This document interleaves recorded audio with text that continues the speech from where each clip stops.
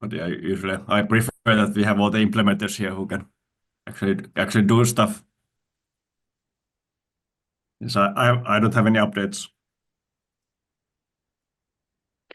For me, nothing as well.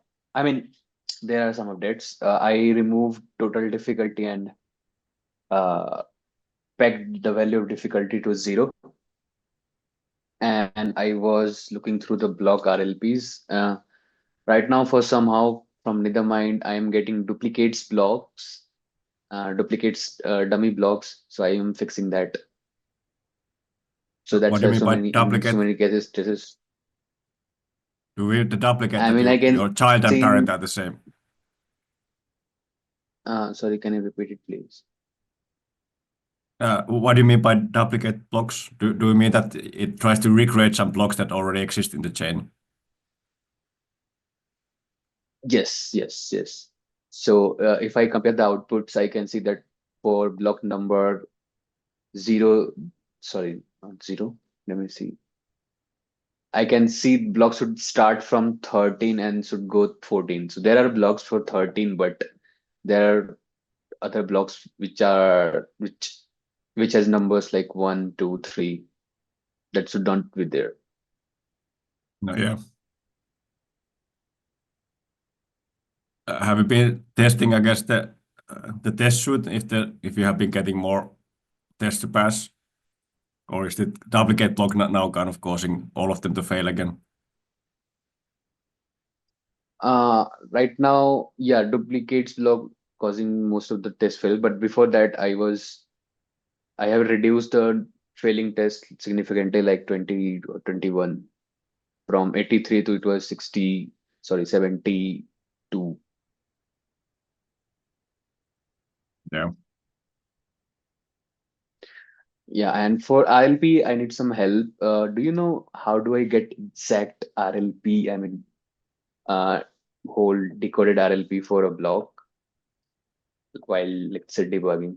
Or shall I just compare the logs or get it from the logs? I don't believe. Well, there should be tools out there. I don't have any links handy where you can give it a transaction and get back an RLP. I would assume though that within Nethermind there's probably some built-in mechanism for doing this that you might want to find out. Lucas, of We course, would have we be, have we have we have for transactions, get raw transactions endpoint, but you don't have one for but blocks. for blocks, I need to see. Give me Well, some. so you're talking about like an RPC endpoint. Yeah, but yeah, So I don't think an RPC endpoint would help. What you need something that will take a because the ETH simulate throws away all of its results at the end. So any RPC wouldn't give you what you want because the block disappears before the end of it. What you want is something where you can take the JSON of a transaction. I don't know. This doesn't help. Yeah, I think Lucas is the right person to ask. I'm sure there's a way, but probably some debug method or something. I don't hi think there's many Lucas. tools for that because the blocks are more rare that people would use. But for transaction, I would imagine there would be tools. Yeah, but we don't actually want third-party tools. We specifically want to know what the Nethermind client, the RLP it's generating. And same thing for Geth. We want Geth to tell us the actual RLP. All right, you don't want to test against something else that third-party one. Like we need to know if the hashes are wrong, it means the RLPs are different. And so we need the RLP that Geth generated and the RLP that Nethermind generated. But because all of the blocks are transient, they only exist for the life of the ETH simulate RPC call, you need something internal to get it, like log line, for example, or some hidden parameter that lets you tell it to give me the RLP back. It's also very difficult while executing a Hive test. I mean, Yeah. Yeah, it's difficult to get stuff out from the hive when it's running, like where it fails. I can Yeah. see the logs, different differences in logs, but for RLP, I don't know. I feel like the right answer here, not just for testing in our case for Hive tests, but for other people as well, troubleshooting, the right answer feels like is to have an optional parameter on ETH Simulate that says, give me RLP back instead of JSON, like an encoding, block encoding or something like that. Would we add this to the spec, or would be this just something underneath undocumented feature? For V1 spec, maybe undocumented feature, and for V2 spec, maybe documented feature. Well, No, I don't know how useful that feature is after the things are working. Most clients would not benefit. Well, I don't know. The thing is you can generate one from the other. So from an RLP, you can generate the transaction JSON. From the transaction JSON, you can generate the RLP. So there's not really any critical need to return one or the other than for troubleshooting. But Some consensus issue would be. Troubleshooting is a thing that people have to do often, and it does feel like it would be nice to be able to get this data easily. Yeah, we at least need to get that to the get as well. Yeah, if we were using ETH Simulate to troubleshoot a consensus failure, for example, it'd be great if you could just say, okay, from block X, which was the block that we failed on, simulate block or its child and its child, and give me the RLPs for the blocks and the transactions or something. Yeah, somewhat rare case, but yeah. Yeah, I mean, you're right. It is rare. It's not something that people are going to use regularly. Not in production. It's more of a dev case. I'm fine with it being an undocumented feature where we just have an optional parameter that you can pass that will say return RLP, not JSON, or maybe in addition to the JSON. No, probably separate.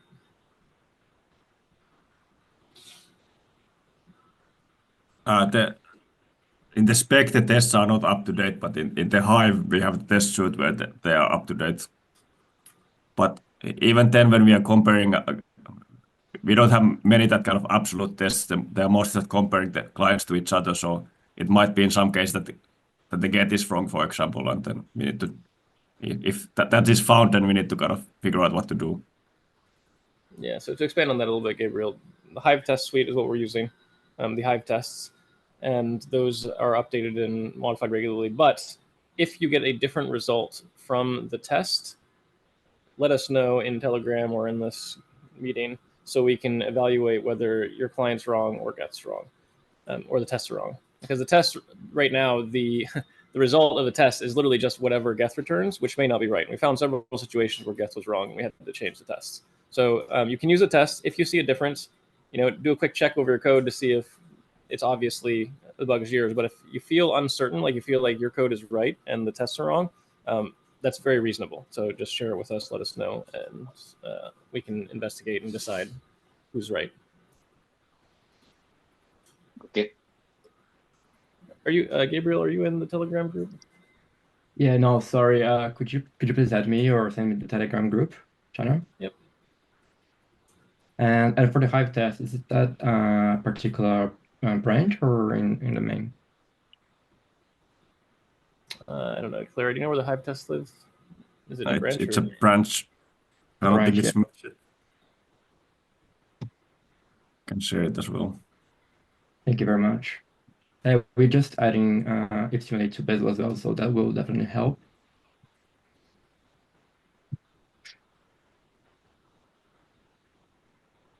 Thank you.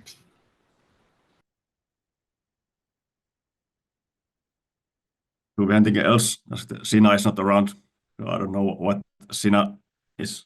Has Sina been able to contact those RPC providers about that I do not know. gas estimation? Do we have anything else then? I don't have anything else. Do you have any questions, Gabriel, that you've run into in your implementation yet? We have an initial implementation, but it's very basic. Yeah, it's very, very basic scenarios. Okay. So we're adding more features now. Awesome. I'm very glad to hear Besu's adding ETH Simulate. Yeah. Now Sina said that this is not coming.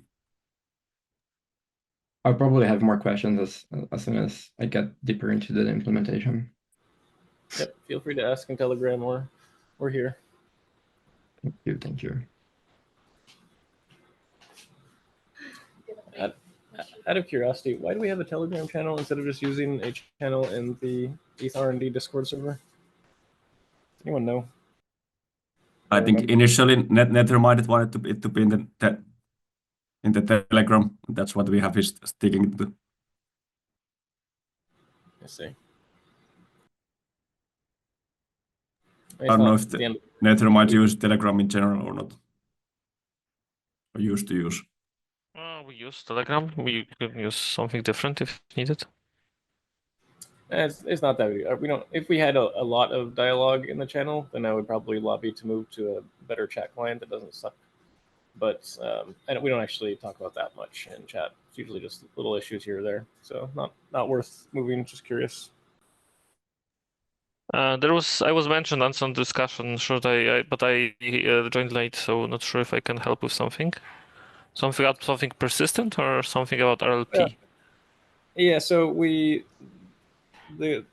might know the answer to this. So when you have two clients that have a consensus difference, one of the troubleshooting steps is to share block RLPs with each other, right? And transaction RLPs with each other, et cetera, et cetera. What mechanism do you guys use to actually get those RLP encoded things out of your client? So So debug get bad blocks is one way. So those are saved at least temporarily, but I think it's currently even to disk for us. Debug get bad blocks. We also do some auto dump when we have this kind of potential consensus issue. We do auto dump of RLP receipts by default, I think. And if the node is configured, you can also auto dump traces.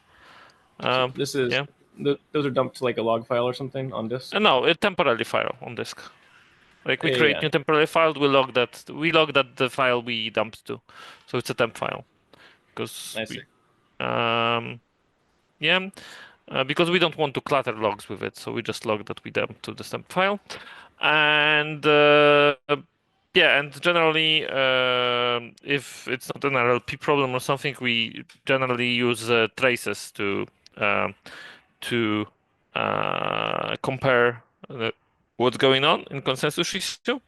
But that often needs archive nodes are really useful for getting the traces, right? So yeah, it's good to have an access to an archive node. Sometimes, for example, because the traces for the whole block can be huge, we can already find the transaction that is the problem through receipts. So that's why we also dump receipts, because it's easy to compare receipts. And for example, it has different gas usage in some transaction, and then we can easily identify this transaction and only compare traces for this transaction, which makes it a bit simpler. So for ETH Simulate is more similar to ETH Call in that it's all transient, which means I'm guessing it won't make it to get bad blocks. Any dumps probably won't get triggered. Do you have thoughts on what the best way to get RLP for ETH Simulate calls? So that this is for the hashes. We could either add the parameter or something that we return RLPs, right? That's for the RLPs in general. And the second one would be to develop ETH simulate trace, right? Or something, the bug simulate trace. So not only simulate, but also trace the transactions. So. Yeah, I think I'm leaning more towards the first thing you suggested, where we just have some parameters. I don't think they are exclusive steps. Sure. I think for the immediate problem of we need the tests to line pass for both. I feel like just having some hidden parameter or secret parameter that you can pass to ETH Simulate v1, and if that parameter is present, then the client will return RLP instead of JSON for the blocks or something like that. would be the simplest. Mhm. Maybe in addition, Or it maybe can in addition return additional RLP in the JSON somewhere. Like yeah, this maybe block. just in the block, perhaps we could have an extra field, which is the RLP encoding of that block. Mhm. Yeah, I think Rohit could also pick one of the tests which kind of fails and then dumps everything about it and then share that with the Sina, and then Sina could maybe look where the difference arises. probably just in a debugging window even, or in a debugging terminal, you can get the RLP. It would just be nice if we had a smoother way to do it. Yeah, but the problem is, for case, I mean, for me, the debugging terminal is kind of catchy, where I cannot, if it's running three tests, then for first test I cannot debug. For other two consecutive tests, I can debug. Something like it's always not very predictable. You have some failures that are non-deterministic or Heisenberg. I think I Uh, remember seeing that in the Nethermind that sometimes some tests pass and sometimes they didn't pass. Interesting. And we should definitely get to the bottom of that because that shouldn't happen. Are the tests run in parallel in any case? If they are, there might the test might not be thread safe. Like I not think they run properly in isolated. parallel. And there might be race conditions as well, maybe. Or maybe there's a race condition in the client itself. Well, there shouldn't be a race condition, but there definitely could be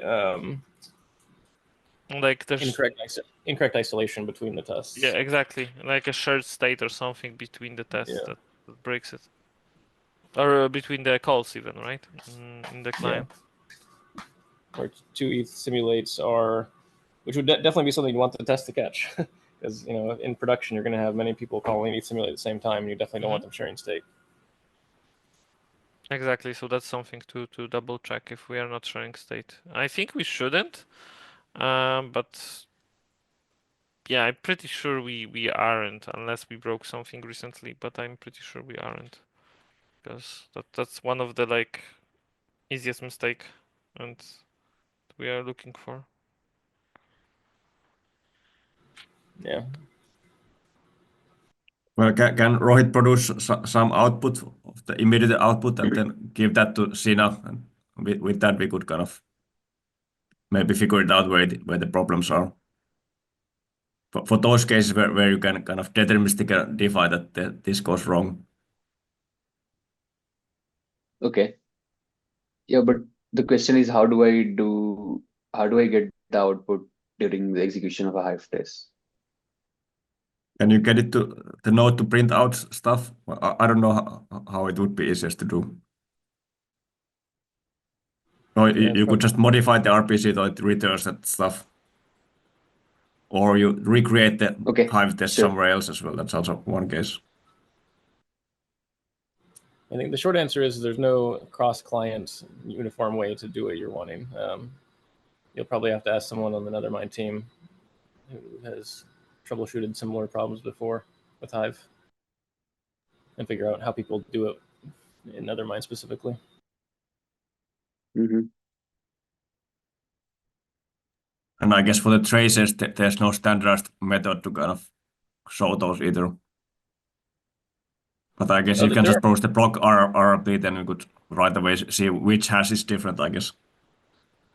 I think for so I think traces, I can add something in the configuration file for Nethermind, right, Lucas? Sorry, what was the question?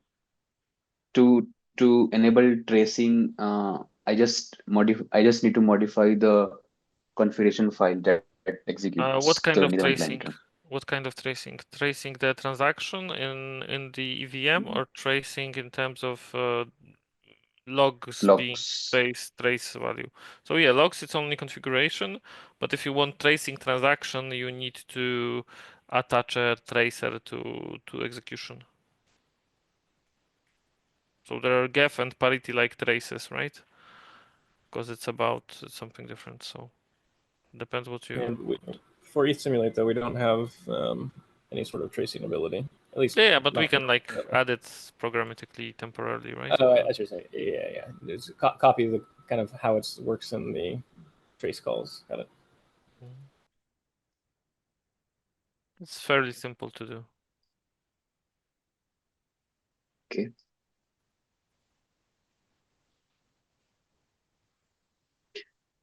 Okay, sure. Sure, I'll find a way to do that and share the outputs. Do anything else?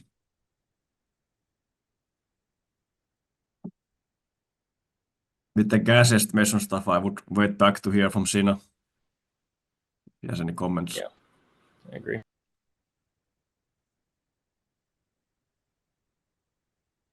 So when trace simulate. Well, Sina has been wanting that and said it should be easy to do, but then we haven't done anything about it. Yeah, so similarly, it should be fairly easy. Just attach a tracer to execution. I think it's similar in Gef, and you I mean, get if it's traces for transaction or block. if it's super easy, then in theory we could add it to ETH simulate v2, which we're working on for the gas estimation stuff. Yeah, but Um, this is very heavy, so it has to be under some parameters. So you want it not in the ETH namespace, so it can be turned off. It Debug could be namespace. it could be in this namespace if needed. The bug namespace would be better probably. The bug and or parity namespace, because depending on the trace format, right? Because it would be consistent with the other stuff. Well, I think it could be like ETH trace simulate or something. Yeah, and it could even be share almost all the code. It would just be invoked with the parameter, right? That's pretty much it. Well, if you But could we- make an implementation of it, then we could kind of start from there. I don't know how different those. Can we get the traces to match in the get and Nethermind, or is that something that we even want to be doing, or I would we want to? think they already match or almost match, so it should be doable. It's And With already tracing, at- you Mhm. with tracing you don't get the RRP, I guess, but I think that would be still useful. So well, that would be one other way to debug this, that we just add new method that is almost the same. Yeah, but RLP is also useful, so both are useful.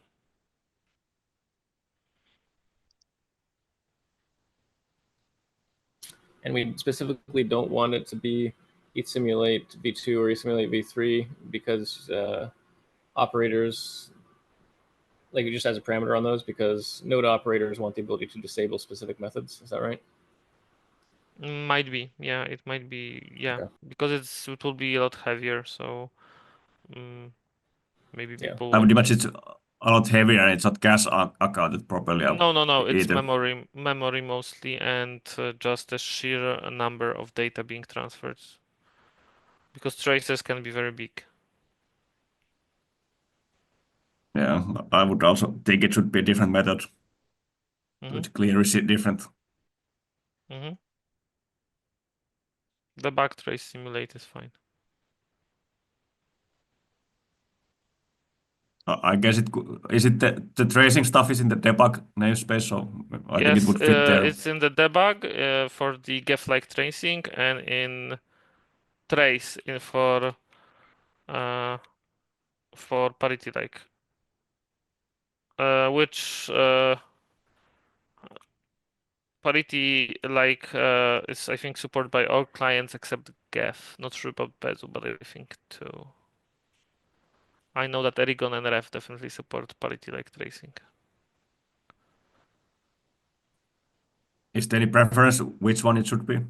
Well, we definitely want to go with debug, and let's say for the gef-like tracing and the parity-like tracing, let's say they are more optional.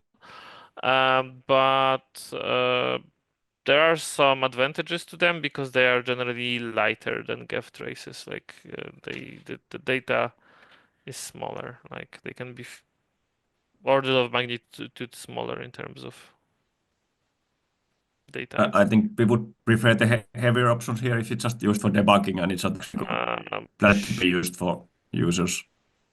Well, don't know. I think it's so. For example, both of those are used by block explorers, right? For example, it's a use case to get all the data about transactions. So they are using it and they are caching then later in their own databases the data that they extract from the traces. Do you see there should be utility for the explorers to use each simulate Well, I don't tracing? know for ET Simulate, right? So, Yeah. but I'm giving you a bit more context where this potentially is being used. So it's called in debug, right? But it's sometimes not only debug, right? So it's also like it's like more deep inspection of what's being done. So it makes sense for I think it might make sense for potential simulate, right? So like which code paths were taken or which whatever, right? In the actual simulation, and you can inspect that very deeply in that. Can you trace block right away, or do you have to trace each transaction separately at the moment? I think both are generally available. I'm not entirely sure which one is Yeah. which, but generally But both. yeah, You for can block explorers, you can trace an existing transaction that was already on blockchain, right? If you have the state, and you can trace new transactions, new virtual like ETH call, but just doing a trace on the current state, for example. So you can trace both existing ones that were included, or you can trace new ones that haven't been included yet, right? I guess with the block explorers, there could be utility when you have pending transaction. They could maybe simulate what the pending transaction does. Yeah, yes. I think that's used quite a lot in terms of like simulating future transactions and inspecting what they are doing. Maybe from some security analyzers do that too. Maybe. Yeah. I think Sina also has a lot of opinions because he also likes tracers stuff. Well, they are useful. Like I don't know maybe all the use cases. That's maybe a bigger problem, but they are definitely useful and needed. Yeah. Is it difficult to add either of those, or we No, can it also shouldn't be add difficult. both of them and test them if that's not kind of a No. lot of effort? For us, it's only creating different tracer objects and passing them correctly, and then converting them back to JSON. So it's fairly simple. I guess there's some of the each simulate kind of stuff that is being done is something that doesn't exist on the tracers. Like if you're creating new blocks, then does that appear there? And Uh, if you're doing overrides, do we want to show those in the tracers? yeah. So the tracers would be agnostic if the block was created or not. Like I think it wouldn't matter. I'm not sure if there will be any trace if there were any transactions in the block. Not sure. Don't remember enough. And in terms of overrides, so the trace would be invoked on the already block with all the overrides. So it's like the overrides also would be like transparent to it. Yeah. Well, I'm also fine that they wouldn't be displayed on the tracers. Yeah, Because they, it would be like what executed, right? It's like inspecting the yeah. actual execution.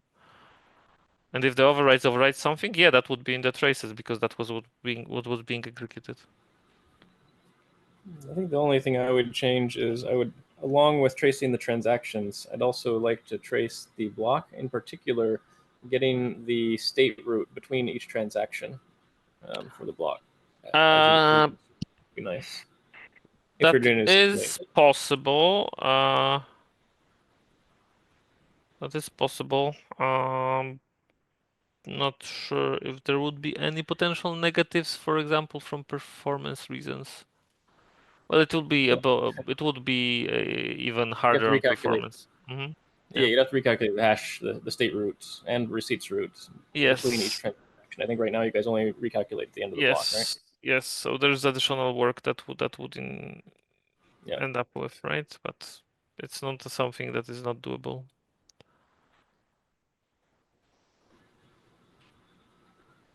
So ETH simulate v2 and debug simulate trace v1. Well, I don't think we need the V2 for this. I think it's just separate. Eat simulate v2 for the gas estimation stuff, and then debug trace simulate v1 for the tracing. Yeah. Well, there we have to decide what kind of tracing we want, or do we need both kind of tracing, like the get or parity like. I would say, the traces that the client supports, right? So Gef doesn't support parity-like, so it definitely won't have parity-like. But if your client supports parity tracing, it should support this. Just like a parameter that you can pass saying I would like this type of trace back, and then if It's different trace type, namespace again on the. So sure, we can fix that. Like it's silly to think of different you would actually break it to some extent, so I would leave it as is. Wait, what? Because the traces, even in the first place, they have their own parameters and they are different for Gef-like and parity-like traces. So you can, so the traces itself have parameters how detailed trace you want. So yeah, so it's complicated. So you have to have those parameters are completely different. Yeah, and doing discriminated unions in No, let's not do that. And then you will have in Gef the bug trace, and someone wants the parity-like trace, and Gef doesn't support it. It doesn't make sense. It's better to have separate method or both. Okay. So does Geth only implement Geth-like traces, or do they now implement parity traces? Yes. Okay. Gef doesn't implement anything that's not Gef.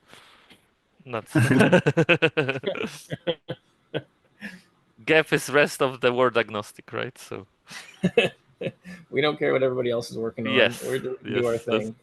Exactly. If you guys want to copy it, go for it. So do you mean we should have two of these tracing ones? We should have one in the debug and one in the trace, and then they behave differently. I think they should not share. They should both be in the same namespace, but we should have different methods. So debug, Geth, trace, simulate. No. Leave them in the separate namespaces because those are the namespaces for all the other trace methods. So it would be consistent with that. At some point, we should fix that, and this feels like a perfect time to fix the fact. No, we shouldn't, because those are two features. One is Gef-like tracing, one is parity-like tracing. So they are in different modules. It makes sense. So I would be okay if the namespace was Geth underscore or parity underscore, but it is very non-obvious that the debug namespace is Geth-like and the trace namespace is parity-like. Okay, I can. So I think there's other methods there as well. There are other methods under debug and tracing as well. Yeah, exactly. And some of them are shared between clients, some of them are not. Okay, I can agree with that statement, but you don't think it's worth fixing? You think we should just kind of run with it for the rest of time? To be honest, I don't care. Should we then add the get namespace and parity namespace? Or how would you fix it? Or just one method in the tracing and then No, I wouldn't. I would leave it as is. To be honest, I have so many more important things on my mind. I mean, in the perfect world. In the perfect world, I think we would have only one tracing method. Well, I do think so. If I agree with the statement that there are different ways to trace that are both all useful, and the different ways to trace may have different parameterization. And discriminated unions are a pain in the butt in some languages, and so doing discriminated unions as the parameters is a bad idea. In the perfect world, okay, I got it now. Sorry, guys. I would have parity trace and Gef trace are separate modules because in the debug module there are also other things than Gef trace methods. So and leave everything as is. Just rename trace module to parity trace and have a Gef trace module with only Gef tracing methods, and that's it. So it's very close to what we have. I would just name it differently and split up the debug module into Gef trace and other debug methods, and that's it. Could we also have a Nethermind and Besu namespace and Reth? Do we have Nethermind namespace? I don't think so. Basically, this is the idea that you'd have some namespace where clients can implement whatever they want that is their client specific, and then other clients can then choose to follow them, but your namespace is your own. You have total control over it. You don't have to coordinate with anybody for stuff in your namespace. Yeah, makes sense. That would be interesting. And then if Nethermind wants to implement something in that Geth namespace, they don't really get a say. You just copy whatever Geth did because that's their namespace. It's not something where you have to get consensus among teams. Well, there's a point where you want to promote something to a general namespace, right? That might have started. Move it out. Yeah, I'd say at that point, then you move it out of the client namespace and into like debug or something, or ETH. Okay, yeah. So, but generally, like separation of trace and debug for traces, right, is good. It's just that the debug is a bit too wide, and it also has some other things that I don't like. So that's the only thing I don't like, right? If we had, and potentially naming that we have that trace, because trace modules suggest that all the traces are there, so it has to be like parity trace or whatever, and the Geth trace, or we can whatever the naming, right? But that's the only thing I don't like about the current thing. But the rest is, in my opinion, optimal. I don't have a super strong opinion. This isn't something that I would probably lobby heavily for. I like your proposal where you just have a Geth namespace and the parity namespace and another Mind namespace if you guys ever want to have your own stuff. If someone wants to champion that, or if no one argues against it, if we do add a trace simulate, we could do it that way. How is it push this forward? Do we need specs for this? Eventually. Well, so technically, if we do with the Geth namespace and the parity namespace, we don't need specs. No, Each client does whatever they want. I'm not talking about that. I'm talking about that we just to get the tracing method. Any tracing each simulate. No, but in practice, those are shared namespace, right? And fairly well specified, let's say. So I would keep it as is for now. Don't do. Yeah, I mean that we would add those methods. I also agree with you. We can keep the debug and trace ones, but then to add them, do we make specs for that? Yeah, probably. Or do you guys just add it and then we say to Sina that we should add these as well, or with whatever they want to add of those?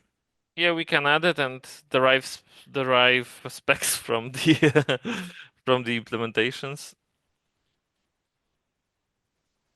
Does Besu have any comments on this? I don't know if Besu is supporting both of this. Well, I don't know if there is a good spec for the traces in the first place. So it's hard to